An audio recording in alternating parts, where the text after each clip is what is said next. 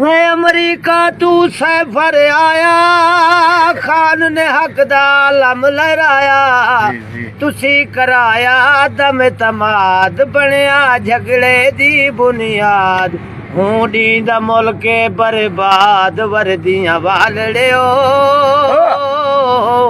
इंसाफ करो।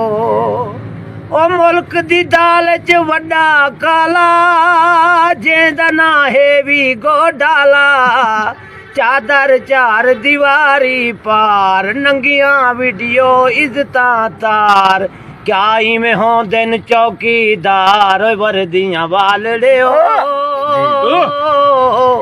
इंसाफ करो।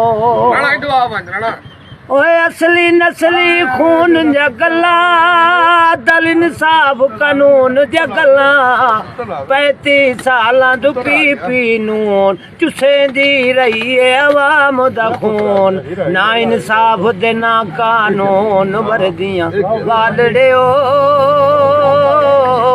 इंसाफ करो। ओ मुल्क